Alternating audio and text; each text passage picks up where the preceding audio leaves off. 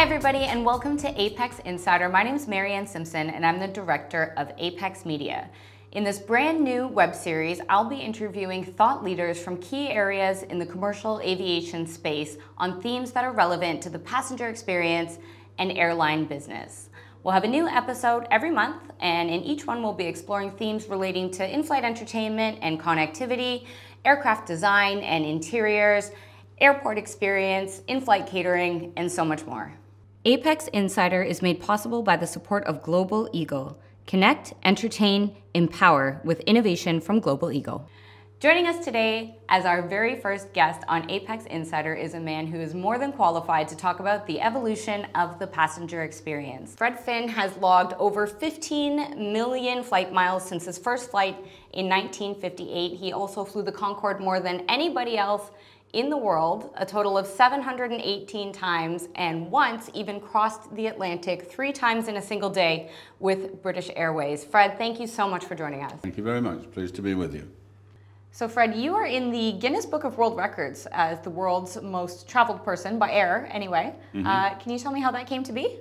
Well, in 1950, well actually long before that, in 1953, when I was at school, I grew up in the Battle of Britain area of Great Britain in Kent, and I was lifted at 5 years old into a Mosquito. It's a World War II bomber.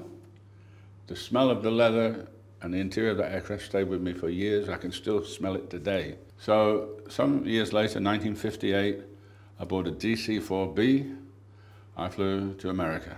My first transatlantic flight, which took 19 hours and 4 stops, Prestwick, Keflavik, Bangor, Maine, and Idlewild, which later became Kennedy.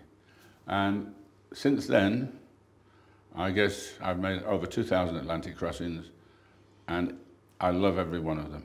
I'm a aviation, I think I've got an addiction called aviation. Now I've had more love affair with the aircraft than I had with my ex-wife, so it's pretty funny really. But no, eventually travel overtook me. I was beginning to appear in magazines and giving travel tips on how to pack, what sort of luggage to use, how to dress, which that's changed, evolved over the years as how you could even turn up on a flight. And of course, Concorde came along, and that made my life a lot much easier. I could connect in Europe to Africa or Middle East without going out the airport, checking in again the next day. And this is, my life now is about speaking about travel, aviation, how to avoid jet lag, how to get, well, everybody wants to know how to get a free upgrade, so we can sort of work on that one as well, but this is my life in its entirety. Aviation, period. So, like most people who had the good fortune to fly on the Concorde, you're very vocal about your love of the whole experience.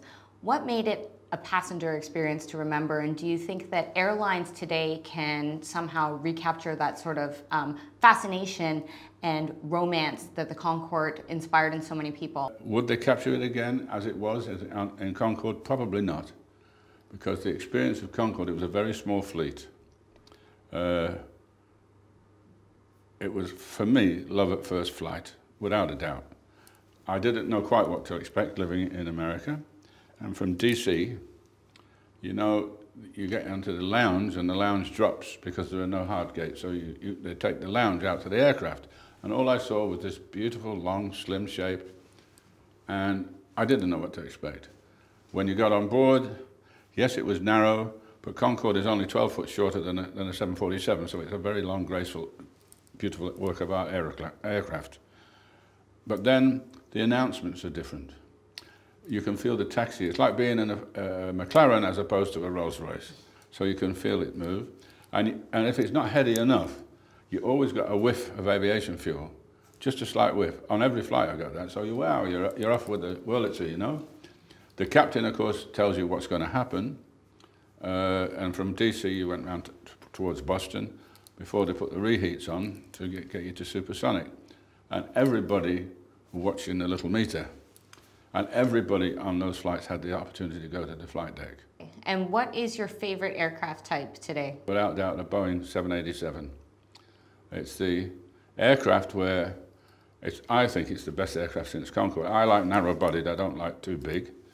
But I flew with Richard Branson on his inaugural to Atlanta, and this aircraft, the air comes in not through the engine, so it's not baked and you don't get so dehydrated, and it's a little bit more humid, which is better for you, better for your skin, and better for your health. And it's such a comfortable airplane to fly on. It really is super, and long range. So I think this is what Qantas are going to fly non-stop from London to Perth. Mm-hmm. Yeah, I love the 787. And what areas of passenger experience specifically does our industry, the passenger experience industry, do you think we need to focus more attention into working out? On my best experience was probably the 747 on Pan Am, where there was a dining room upstairs, 2 tables of 2, 2 of 4.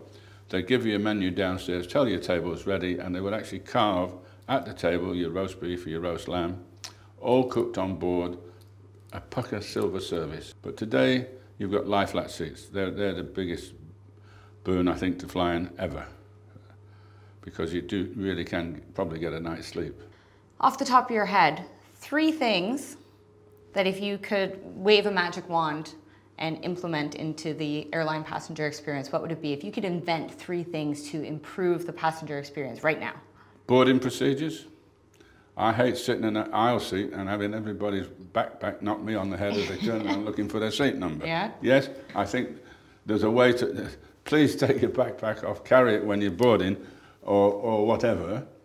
That's, to me, Number one. It's number one. Okay. I mean, you must have gone through that as well. Oh, yeah. Oh, yeah. I've probably been the guy with the backpack at times, too, though. But I'm sure you're considerate, you know. Number 2. Make sure all the toilets work. Better baggage reclaim. I mean, you do a flight, and for example, 2 weeks ago I met my daughter at Heathrow, Terminal 5, 2.5 hours later she got out.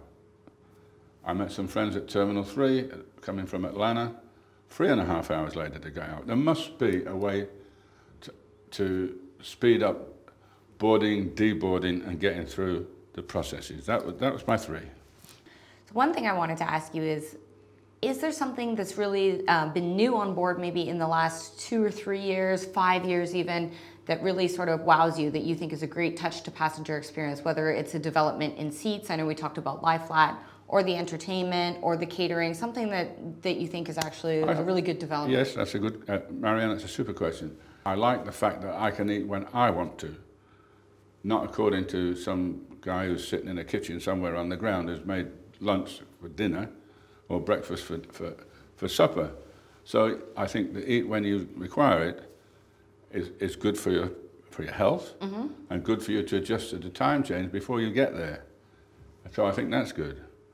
Obviously, Wi-Fi is I can live without it, but once you've got it, it's like, I came here, where's the Wi-Fi? You know, it's one of those things that you need. Thank you so much for joining us today on the first episode of Apex Insider. It's been so much fun. We really appreciate it. Thank you for having me. I enjoyed it as well.